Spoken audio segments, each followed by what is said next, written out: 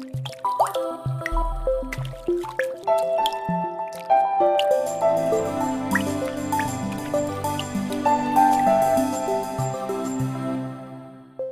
everyone, I'm Shreya Dhondia. Here is a scary and often underreported statistic. India has the highest number of people in the world without access to safe drinking water. According to World Resources Institute, over 100 million people in India are living in areas where water is severely polluted.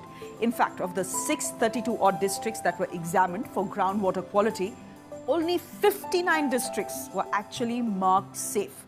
The Government of India estimates that 70% of available water is currently unfit for consumption without prior treatment.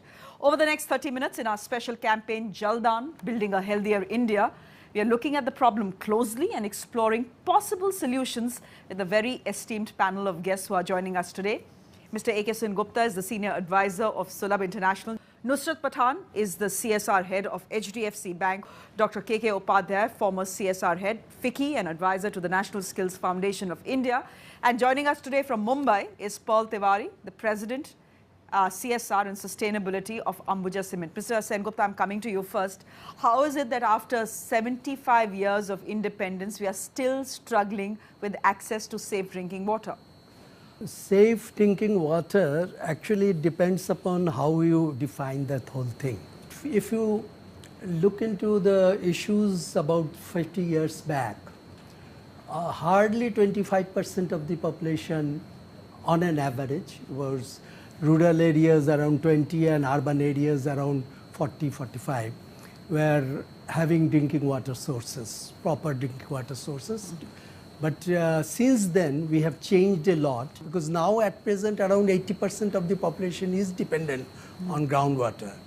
To begin with, the drinking water quality was not being checked properly while tapping the groundwater sources. As things improved, the quality check came in and slowly it was noticed that there are some water quality problems. At present, in rural areas, of the 16 lakhs of habitations, 1.6 lakhs of habitations are having groundwater problems. No, sir, just come in on this. The story gets scarier when you look at the fact that almost 1.5 lakh children in this country die annually because of diarrhea-related problems which happen after drinking unsafe water. For companies like you, for corporates like you, is this an issue grave enough, for you all to invest your time and resources in? When you're looking at issues independently, you don't really put a level of gravity to a particular issue because these things are very, very integral and very, interconnected to each other. When you're talking about water, while we do appreciate that safe drinking water is extremely important and it is a need for an individual, but how much does the community actually perceive it as a need? I think one needs to step back a little. The responsibility with us, with corporates like us, and for the NGOs that are actually implementing these projects on the grassroots, starts with the fact that they need to understand and they need to realize that this is a need. We largely work on creating sustainable communities. And we respect the fact that each issue is interconnected. So we work on education, we work on skilling, we work on water, we work on natural resource management, and we believe that all these elements together is what creates a sustainable community. Now when you enter into a village, typically you enter there and you sit with the panchayat, the VDC, and you ask them, what are your needs? They will get back to you saying that, we require food, we require income, we require, maybe... So clean drinking water is nowhere in the list? Nowhere. They probably say we don't have water, you need to repair our hand pumps, you need to do X, Y, Z. There is no mention of, and of course, there is some mention of sanitation or your individual sanitation units, but there's no mention of clean drinking water, right? This is something that you have to work with them. You have to tell them that, look, you have hand pumps, but let's not just repair them. Let's get the water tested. Now, to a family that's investing 2 hours, 3 hours in bringing water to their houses, I can't talk to them about potable drinking water because they don't have water, to start with. So you've actually got to work, depending on the maturity of the village, along the entire value chain of water. You've got to create storage systems, you've got to work on distribution networks for water, and then you've also got to work on clean drinking water. Dr. Upadhyay, you worked extensively in Rajasthan. Sure. And you were talking to me about the fact that it is women who are the biggest stakeholders, in this entire story. Talk to us about your experience on recruiting women on your side and how that has helped, because, they are the ones who actually bear the burden of their families drinking unclean water. Now, when you go to women, even when we used to start with the meeting, the women will see the other way. They will not see towards the meeting, and they will be all in ghungat. Now, from that we started, and then we changed the whole thing. Idea was when water comes through the government system, PHED, to the village, then we distribute it in the village in a more community-led model, where we involve people. And the connection was in name of women, especially for the purpose, because when you involve women, payment is more than 95%. Pearl Tiwari, just come in here, there's a new CSR policy in this country. Is that in any way augmenting, solutions that we are seeing possibly around this big problem of clean drinking water? So the CSR policy, in my view, is a huge opportunity for us corporates to make a real difference to people around us, for the prosperity of these people around us, and to do it in a strategic manner. And particularly with regards to water, I think it's so encouraging that the government has put in water right there into the Schedule 7 of this policy. In our own experience, we've seen that everything about rural prosperity circles around water. Women, if there is no water, are doing an extremely unproductive activity the whole day of just nothing but ferrying water up and down for the family. And we must remember that in rural India, it's not about only the family for whom she has to collect drinking water. It's also all the cattle they have. And so there's so much water to collect. She can't sometimes do it herself. The girl children are accompanying her to do this. And so they're unproductive. They're possibly not being able to go to their educational institutions. Alongside that, the farmers are stressed because there is agrarian stress, there is agricultural productivity, that's low. Bad quality of water can lead to health problems. So everything about prosperity in rural India is about water. And we truly believed this from the very beginning. So I'm delighted that the CSR policy has actually looked at water so specially. Mr. Sengupta, just come in here. Is that the way forward then? You can't expect the government to fix every problem in this country, and people will have to pitch in, corporates will have to pitch in. Are you seeing that level of commitment from the corporates as well? They should adopt villages as such and give a holistic approach to the whole thing, because only providing drinking water won't help. You should have a holistic approach to the whole process. It needs education, it needs sanitation, it needs health and hygiene issues. So all these 4 or 5 units should come together as a package for the village. So you can't look at it in isolation. You have to create an entire ecosystem. Not at this stage now in this country anymore. That's exactly what we do. We started this last year. We call this our holistic rural development program. We are going to be looking at villages. I'm not saying adopt these villages, but work in these villages to create a sustainable community, which is what I said. And we are going to look at each and every element of these, depending on the need of the community, because in some communities, water may be an issue, in the other, education may be an issue. But we will plug in these gaps to create an ecosystem.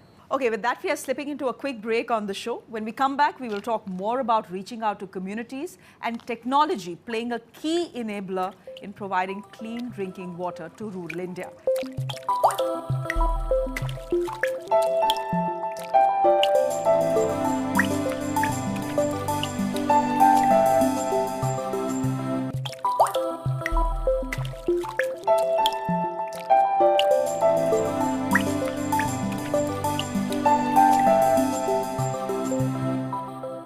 Welcome back. You're watching Jal Daan, Building a Healthier India. Water itself also has varied problems. For example, my question to you is, how do you pick places where you want to work? Because a place like Yavatmal may have very different needs, water needs, than say a village in Punjab. Absolutely. So unlike a lot of other companies, the challenge for us is geography, because you have a wide network, and how do you decide where you want to work? So we've got a strategic plan in terms of how we identify these villages. Because they have to be villages where I have some amount of presence, because otherwise the monitoring and the impact assessment, everything, you've got to look at that as well. So we basically pull out villages where there is a developmental need, because that's of course a priority, and then look at villages where we have a presence around our branches. So we create clusters of 10 villages, 12 villages, and then get an NGO partner in to do a needs assessment. So it's completely, as Pearl said, it's a proper strategy that one adopts. You do a needs assessment, you identify what are the areas that you want to work in, you work with the villagers to actually create a very strategic plan.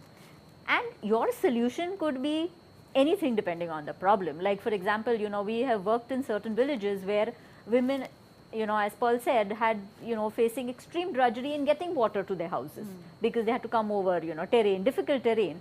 And, there we distributed something which is called the water wheels. Now, water wheels are it's a cylindrical drum which can be dragged around the, just like you drag a wheel. And you store water and it keeps about 45 liters of water.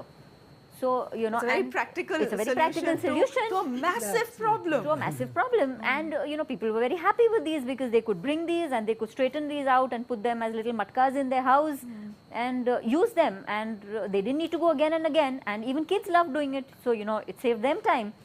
But that's not the solution, because eventually you want that tap in that person's house. True. But these are tailor-made to the problem in different communities. So, I mean, there's a gamut of activities that you can take out across the entire value chain of water. Dr. Upadhyay, so here's a corporate, that's investing time and resources, in a far-flung area in India. How do you assess impact? How do you know that what they are doing is actually making a difference to the life of the villager in rural India? We have this impact assessment as part of the program itself. Like when you do a third-party evaluation, you try to assess the impact and what changes it had brought out also. And also generally, all the programs do carry that, especially in a CSR situation, because we have to report to our shareholders and stakeholders both.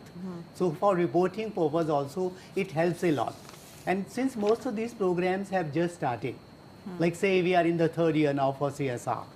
And also if you see, there are a lot of programs which overlap with the, like we launched Swachh Bharat, then everybody jumped into Swachh Bharat. So is that become a problem? If there's so much emphasis on Swachh Bharat and sanitation that, one has forgotten almost everything else? Not really, but as far as resources are concerned, there is a shift. Like say when we launched Swachh Bharat by the government, one corporate said we are going to give 100 crores, others said 30,000 units. So a lot of them have put in money there. It makes a difference, at least. It's a good question. I think I'll put it to Pearl as well. Pearl, you've worked in Gujarat, in Himachal Pradesh, other states as well. How do you ensure sustainability of your projects? Interestingly, the way we've looked at it in Ambuja is that the whole community participates in this.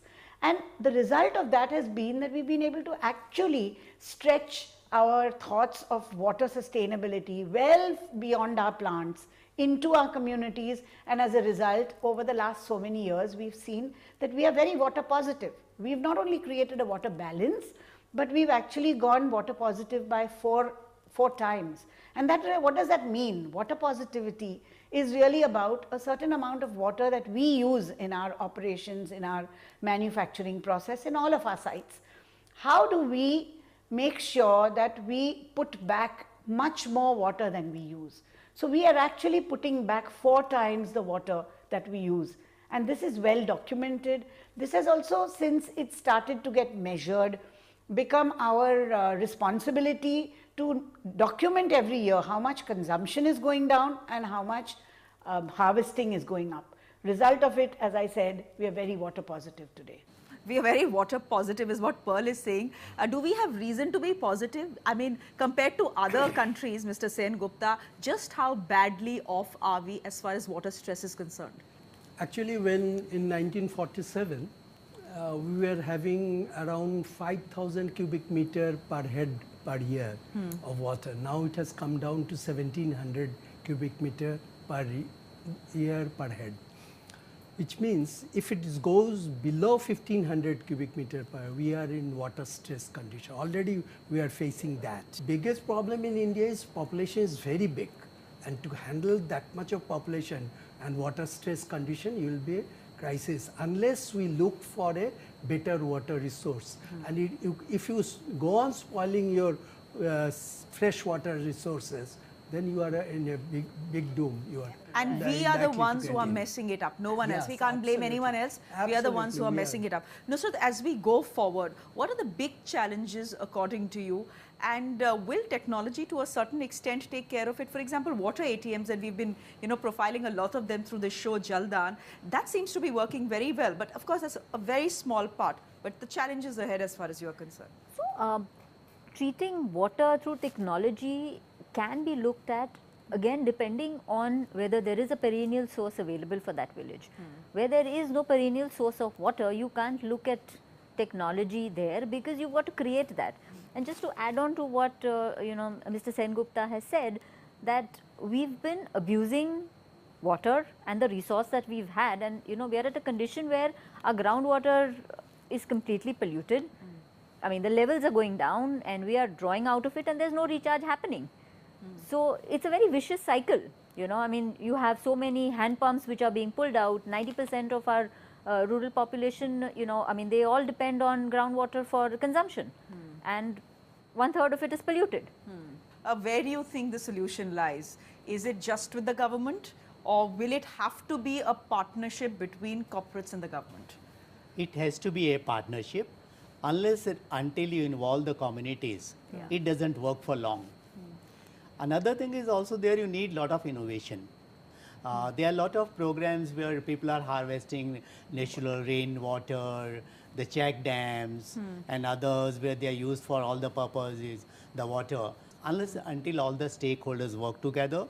Second thing is creating water awareness. Awareness about the safe drinking water, not just about the water. And the last thing is also all working together. Pearl, you think partnership is the way ahead then? So, talking about partnerships, you can never address an issue as big as water all by yourself. I don't think any individual constituency could have done it.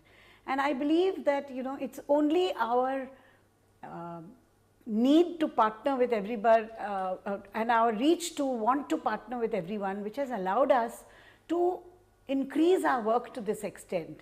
If I were to just give one example, in the coastal areas where we've addressed salinity mitigation in a huge way, we started small, but we started about 18 years ago, and we started with addressing salinity ingress in 10 villages. At that time, the salinity had seeped in from the coast about 15 kilometers, and we decided this had to be addressed. When we started addressing this, we realized that this is something we really can't do by ourselves. So we collaborated. We collaborated with other organizations, and gradually the government came in and partnered as well. The result of that has been that having consistently done this over the last, let's say 18, 19 years, we have actually reached this salinity ingress mitigation project to across 60 kilometers along that coastline. And today when we look back and we actually studied this to look at the social return on investment of that project, we found that for every million rupees spent, we've got a social return of 13.5 million rupees back. And this is so delightful to all the partners who participated. So we really believe that in getting together and converging our resources, we will be able to really magnify this impact manyfold. That's a very positive, actually, a very positive number to end the show with. Have you seen any such impact, an immediate impact that you could talk to us about that, once you go home, you feel, all right, I've done the right thing today? So, we would have smaller case studies because, as I said, we started working in this entire rural development field since about a year and a half. But surely we can talk about a project that we've done in Mandla in MP, where we actually went there, and that again was a rain-starved area, and they weren't able to hold any surface water. So we actually treated about 336 acres of land, hectares of land, and we treated that by various activities such as your bunding, your farm ponds, etc., to hold water. And we were able to save about 5,000 cubic meters of water in the last rains, and 70 hectares of land which actually came under cultivation. And it was a joy to actually go there and see the fields green, and people actually saying that this land hasn't been irrigated for years, and we've actually been able to grow something on that land. Now, if we could do that in just about a year and a half with a little bit of work on the land, I mean, can you imagine the magnitude of change one can actually bring about with these little initiatives? It's just about exposing them to a technique which they can easily replicate. And I mean, I think once shown the direction, that community is very, very capable of replicating. It's so good to have you on the show. Thank you very much. Dr. Upadhyay, pleasure. Mr. Sen Gupta, thank you so much. Pearl Tiwari joining us from Mumbai. Thanks to you as well for joining us on the show. Completely out of time. Let's hope that we are able to make Jaldan and Healthy India reality soon with a cohesive effort from corporate houses, from NGOs, local communities, of course, other stakeholders as well. And for all of you who are watching this show, do pledge your support by donating 5 liters of drinking water every day to someone who needs it. The details are on your screens. Keep watching CNN News 18. Thanks for watching. Bye.